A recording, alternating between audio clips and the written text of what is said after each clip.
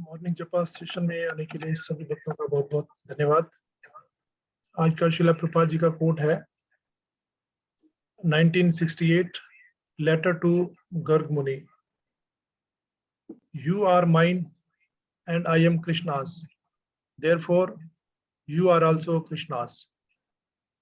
इसका हिंदी में अनुवाद है, तुम मेरे हो और मैं श्री कृष्ण का हूँ, इसलिए तुम भी श्री कृष्ण के हो। हरे कृष्णा। हरे कृष्ण प्रभु जी, दंड प्रणाम। इस कोट में श्री प्रभुपाद एक बहुत महत्वपूर्ण सिद्धांत जो हमारे बड़े काम का है वो बता रहे हैं। यदि हम किसी भक्त के साथ संबंध बना लेते हैं तो हमारा संबंध भगवान श्री कृष्ण के साथ हो सकता है। डायरेक्ट हम कृष्ण के साथ संबंध शायद ना बना पाए, लेकिन यदि भक्त या उनके भक्तों के भक्त के साथ भी यदि हम अपना कोई रिश्ता जोड़ लेते हैं, मित्रता कर लेते हैं, तो हमें भगवान श्री कृष्ण के साथ संबंध हमारा स्थापित हो जाता है।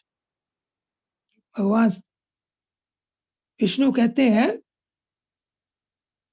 साधु भी ग्रस्तो हृदयो भक्त भक्त जना प्रिया अहम भक्त पराधीनो ही स्वतंत्र साधु भी ग्रस्तो हृदय भक्त भक्त जना प्रिया। दुर्वासा ऋषि को बोलते हैं भगवान विष्णु के, हे मुनि जी, मैं तो भक्तों के अधीन हूँ, मैं स्वतंत्र नहीं हूँ। भक्तों ने मुझे अपने हृदय में बांध के रखा है। साधु भी ग्रस्त हृदय भक्त जना प्रिया, और मुझे न केवल भक्त प्रिय हैं, उनके भक्त भी मुझे प्रिय हैं। तो महाप्रभु ने जो सिद्धांत बताया हमें, गोपी भर्तु हो पद कमलयोर दास दास दास दासानुदास, कि हम भक्तों के दास बने तो हम भगवान श्री कृष्ण की कृपा प्राप्त कर सकते हैं। एक और श्लोक में भगवान कहते हैं, यमे भक्त जना पार्था न मे भक्ता चते जना मत भक्ता नाम चाहिए भक्ता समय भक्तमो मता। कि अर्जुन जो ये कहते हैं कि मैं तुम्हारा भक्त हूँ, यमे भक्त जना पार्थ, जो ये कहते हैं कि हम कृष्ण के भक्त हैं, न मे भक्ता तज जना, वो मेरे भक्त नहीं है। मत भक्ता नाम चाहिए भक्ता, जो मेरे भक्तों के भक्त हैं, समय भक्त तमा प्रिया, वो मुझे सबसे अधिक प्रिय है। तो हमें एक शुद्ध भक्त की शरण अवश्य ग्रहण करनी चाहिए यदि हम कृष्ण भावनामृत में प्रगति करना चाहते हैं। तो भगवान शिव पार्वती जी ने पूछा कि सबसे अच्छी आराधना किसकी है। भगवान शिव कहते हैं, आराधना नाम सर्वेशाम विष्णु आराधनम परम, कि सभी देवी देवताओं में भगवान विष्णु की, भगवान श्री कृष्ण की आराधना सबसे श्रेष्ठ है। आगे कहते हैं, तस्मात् परतरम देवी तदिया नाम समर्चनम, लेकिन उनसे भी जो अच्छी भक्ति है वो उनके तदिया नाम समर्चनम, उनके भक्तों की या उनसे संबंधित वस्तुओं की पूजा करना, आराधना करना, वो उनसे भी अधिक श्रेष्ठ है। अनेकों उदाहरण हमें मिलते हैं चैतन्य चरितामृत में, इस बात को दर्शाते हैं कि किस प्रकार चैतन्य महाप्रभु ने अपने भक्तों को कृपा दी ही, लेकिन जो उनके आश्रित थे, उनसे संबंधित थे, उन्हें भी अपनी कृपा दी। बड़ी प्रसिद्ध एक लीला है सार्वभौम भट्टाचार्य की।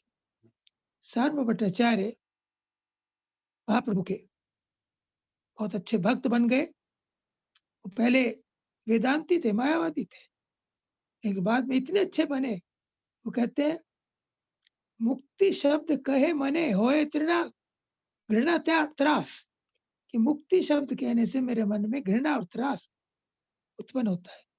भक्ति शब्द कहे मने होए उल्लास, और भक्ति का जो शब्द है उसको कहने से मन में बड़ी उल्लास होता, प्रसन्नता होती। तो उनकी एक इच्छा थी एक बार कि महाप्रभु को मैं अपने घर में बुलाऊं और अच्छे प्रकार से उनको प्रसाद खिलाऊं। महाप्रभु ने उनका निमंत्रण स्वीकार कर लिया। तरह तरह के पकवान बनाए, महाप्रभु के सामने 56 प्रकार के व्यंजन उन्होंने परोस दिए। तो महाप्रभु के सार्वभौम, मैं अकेला व्यक्ति इतना कैसे खा सकता हूँ? सार्वभौम ने कहा कि महाप्रभु, मैं जानता हूँ आप कौन है। जगन्नाथ के रूप में दिन में कई बार आप इतना इतना ग्रहण करते, और गोवर्धन लीला में सारे ब्रजवासियों द्वारा बनाए हुए अनंत प्रकार के भोग आपने सबने खा लिए। ये तो उन सब के सामने एक ग्रास के बराबर है। महाप्रभु मुस्कुरा दिए, उन्हें खाना आरंभ किया। उनका दामाद था अमोघ, वो भक्तों की निंदा क्या करता था, और इस बात को सार्वभौम जानते थे। तो एक लाठी लेकर, सोटी लेकर बैठ गए कि कहीं अमोघ ना आ जाए। एक बार वो रसोई में कुछ पकवान लेने के लिए गए महाप्रभु के लिए, इतनी देर में अमोघ आ गया, और उसने महाप्रभु को खाते हुए देखकर कहा कि बाप रे बाप, एक सन्यासी इतना भोजन खाएगा। ये बात महाप्रभु ने भी सुनी, सार्वभौम भट्टाचार्य ने भी सुनी। वो कहकर भाग गया, और सार्वभौम उसके पीछे लाठी लेकर दौड़े, लेकिन उसे पकड़ नहीं सके। सार्वभौम को बहुत कष्ट हुआ, बहुत दुखी। उन्होंने कहा कि इससे अच्छा तो ये था मेरी बेटी, शाठी उसका नाम था, वो विधवा हो जाए। ऐसे पापी का मुख भी देखना नहीं चाहता। महाप्रभु ने उन्हें सांत्वना दी कि सार्वभौम, अमोघ बालक है, वैसे वो ठीक ही कह रहा था। एक सन्यासी को ना तो आपको इतना खिलाना चाहिए, ना मुझे इतना खाना चाहिए। फिर भी महाप्रभु इतने संवेदनशील थे कि सार्वभौम को बुरा न लगे, उनकी प्रसन्नता के लिए उन्होंने वहां अच्छी प्रकार से प्रसाद ग्रहण किया। लेकिन अमोघ को तुरंत उस पाप का, उस अपराध का फल मिला, उससे हैजा हो गया, और उसकी ऐसी स्थिति हो गई घंटे 2 घंटे में ही कि वो अब मरा, अब मरा, अब मरा। ये बात सार्वभौम को पता लगी, उसकी पत्नी को पता लगी। उन्होंने कहा ठीक हुआ, उससे इसके साथ ऐसा ही होना चाहिए। कि ये बात जब महाप्रभु को पता लगी, तो महाप्रभु तुरंत वहां गए जहां अमोघ था, और उसके सिर पर हाथ रखकर कहा कि अमोघ, कृष्ण कृष्ण बोलो। और अमोघ ने कृष्ण कृष्ण बोला, तो उसका सारा कष्ट दूर हो गया। और महाप्रभु ने उसके हृदय के ऊपर हाथ रखकर कहा, तुम एक ब्राह्मण कुल में जन्मे हो, तुमने अपने हृदय में ईर्ष्या को क्यों स्थान दे रखा है? इस ईर्ष्या को निकाल दो। उनको ऐसा कहते ही अमोघ में परिवर्तन हुआ, और अमोघ अपने मुंह पर जोर जोर से थप्पड़ मारने लगा कि मैंने कितना बड़ा अपराध किया, मैंने कितना बड़ा पाप किया है। वो ठीक हो गया। जब सार्वभौम को ये बात पता लगी, तो उन्होंने महाप्रभु से शिकायत की एक तरह से कि महाप्रभु, आपने उस पातकी को क्यों ठीक कर दिया? उसका तो यही परिणाम होना चाहिए था, उसे ये सजा ठीक मिल रही थी। तो महाप्रभु ने कहा कि सार्वभौम, अमोघ तुम्हारा संबंधी है, तो तुम्हारा दामाद है, इसलिए मेरा उस पर प्रेम होना स्वाभाविक है। वो तो एक व्यक्ति है, तुम्हारे घर का कोई कुत्ता बिल्ली भी है, वो भी मुझे अति प्रिय है। तो ये लाभ है एक भक्त के साथ संबंध रखने का, भक्त के घर में रहने का। पुंडरीक विद्यानिधि महान भगवान के भक्त है, लेकिन वो बड़े धनी है, पूरा ऐश्वर्य उनके पास। एक बार गदाधर पंडित को मुकुंद कि चलो मैं तुम्हें एक बहुत अच्छे भक्त से मिलाता हूं, उनके पास लेकर गए। जब वो गए तो उन्होंने देखा कि पुंडरीक विद्यानिधि वो कमल के गद्दे पर बैठे हुए हैं, फार से हुक्का पी रहे हैं, पान चबा रहे हैं, सुगंधित तेल की खुशबू आ रही है। नौकर चवर झुला रहे हैं। गदाधर देखकर हैरान न गया कि मुकुंद मुझे किस विषय के पास ले आया, और ये कहता है कि बहुत अच्छे भक्त है। उनको देखने से बिल्कुल वो लगते थे विषय में रमे हुए।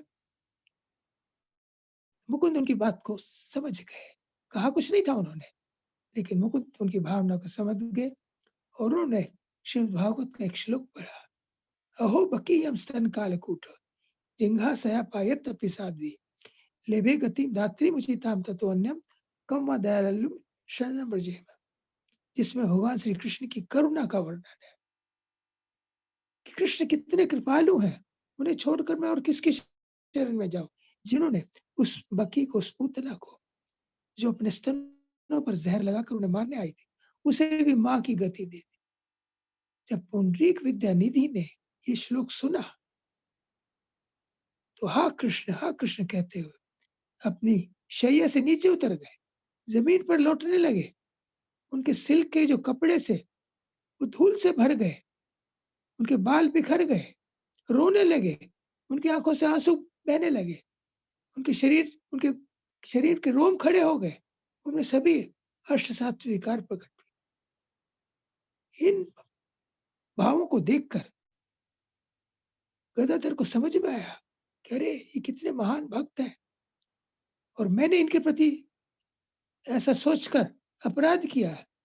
तो उन्होंने निश्चय किया कि मैं उस अपराध का प्रायश्चित करूंगा, मैं इनसे दीक्षा ग्रहण करूंगा। उन्होंने प्रार्थना की कि मैं आपसे दीक्षा लेना चाहता हूं। और पुंडरीक निधि ने ये स्वीकार कर लिया। पुंडरीक विद्यानिधि ने क्यों स्वीकार कर लिया? उन्होंने बताया कि इस बहाने मेरा संबंध एक भक्त से स्थापित हो सके, किसी यश के लिए नहीं। गदाधर पंडित एक बहुत बड़े भक्त थे, ब्रह्मचारी थे, इसलिए मैं तुम्हें दीक्षा दे रहा हूं। लेकिन मैं तुम्हें इसलिए दीक्षा दे रहा हूं कि इस नाते तुम्हारे से मेरा एक संबंध स्थापित हो जाएगा। तो भक्तों से संबंध स्थापित करना बहुत महत्वपूर्ण है। शिवानंद सेन हर साल वो 200-300 भक्तों को मायापुर से जगन्नाथपुरी लाते थे, महाप्रभु के साथ 4 महीने रहने के लिए। सारा खर्चा उनका उठाते थे और सब व्यवस्था वो करते थे। एक बार उनके साथ एक कुत्ता हो लिया, उनके साथ चलने लगा। उस कुत्ते का उन्होंने पूरा ध्यान रखा, नाविक को अधिक पैसे देकर कुत्ते को पार उतरवाया, और उन्होंने अपने कुक को आदेश दिया कि इसके लिए इसकी पसंद का भोजन बनाया जाए। चलता रहा। एक दिन वो कुत्ता उन्हें दिखाई नहीं दिया। ने पूछा कुक से कि तुमने उसके भोजन ठीक से बनाया था? उसने कहा नहीं, मैं आज भूल गया। उन्हें बड़ा दुख हुआ, कुत्ते पर उनका स्नेह हो गया था। उन्होंने उपवास किया, दुखी हुए, ढूंढा, नहीं मिला। कि जब वो महाप्रभु के पास पहुंचे, नीलाचल पहुंचे, तो उन्होंने देखा कि वो कुत्ता महाप्रभु के पास बैठा है और महाप्रभु उसे नारियल की गिरी तोड़ तोड़ कर खिला रहे हैं, उसे चक्कर खा रहा है, और महाप्रभु से कह रहे हैं हरि बोल हरि बोल। और वो कुत्ता 2 पांव पर खड़े होकर हरि बोल बोलता जा रहा है, वो प्रसाद ग्रहण कर रहा है। और देखते देखते एक विमान आया और उस कुत्ता, उसने दिव्य रूप धारण किया और उस विमान में बैठकर भगवान के धाम चला गया। क्या योग्यता थी उस कुत्ते की? उस कुत्ते की ये योग्यता थी कि शिवानंद सेन का उसके ऊपर स्नेह हो गया था। तो सिंहदेव प्रहलाद महाराज को कहते, जब वो कहते कि आप मेरे पिता को अपराधों से क्षमा कर दो, उन्हें मुक्त कर दो, तो सिंह भगवान कहते प्रहलाद तुम्हारी 21 पीढ़ियों का उद्धार हो चुका है। जिस कुल में तुम्हारा जैसा भक्त है उसकी 21 पीढ़ियों का उद्धार हो जाता है। तो भक्तों की जो स्थिति है बहुत श्रेष्ठ है, सर्वश्रेष्ठ है। तो हमें, इसलिए हम कहते हैं कि हमें दीक्षा लेनी चाहिए और प्रामाणिक गुरु से दीक्षा लेनी चाहिए। क्योंकि जो प्रामाणिक गुरु है वो श्रेष्ठ भक्तों की परंपरा में आते हैं, और उनसे जब हमारा संबंध स्थापित हो जाता है तो हम भी भगवान श्री कृष्ण की कृपा को प्राप्त कर सकते हैं। ये सिद्धांत बड़ा महत्वपूर्ण है जो प्रभुपाद जी बता रहे हैं, क्योंकि कृष्ण मेरे हैं और तुम मेरे हो, गर्ग मुनि करें, इसलिए कृष्ण तुम्हारे भी है। तो प्रभुपाद जी ने हजारों भक्तों को कृष्ण प्रदान किए, जिन्होंने उनसे दीक्षा ली, जिन्होंने उनकी सेवा की, और इस परंपरा को आगे चलते हुए उन्होंने अपने शिष्यों को एम्पावर किया कि वो भी दीक्षा का रिस्पॉन्सिबिलिटी निभाए। उसी तो परंपरा चल रही है। तो अब में से जो भक्त अभी दीक्षा नहीं ली है उन्हें अवश्य दीक्षा लेनी चाहिए और इस परंपरा में प्रभुपाद जी से संबंध स्थापित करना चाहिए। और ये बात हम जानते हैं कि जो ग्रैंड पेरेंट्स हैं वो अपने ग्रैंड चिल्ड्रन से अधिक प्रेम करते हैं। यदि हम प्रभुपाद से उनके शिष्य के द्वारा संपर्क स्थापित करते हैं तो वो हमारे प्रभुपाद जी हमारे ग्रैंड गुरु होंगे, परम गुरु होंगे, तो उनकी कृपा हमें अधिक मिलेगी। इसलिए इस सिद्धांत का लाभ उठाते हुए हम प्रभुपाद जी की कृपा को पूरा प्राप्त करें, 16 माला जप करें, 4 नियमों का पालन करें और उनकी संस्था में उनके एक प्रामाणिक गुरु से दीक्षा ग्रहण करके भगवान श्री कृष्ण की कृपा को प्राप्त करें। हरे कृष्णा, धन्यवाद, thank you. Hare Krishna, thank you very much प्रभु जी। आपने बड़ा अच्छा प्रिंसिपल बताया कि जो बोनाफाइड गुरु होते हैं वो भगवान के रिप्रेजेंटेटिव होते हैं। अगर हमें भगवान को प्राप्त करना है या भगवान की कृपा प्राप्त करनी है तो हमें गुरु की शरण में ही जाना पड़ेगा। That is the proper bonafide way. Thank you Prabhu ji. Hare Krishna. Thank you. Hare Krishna.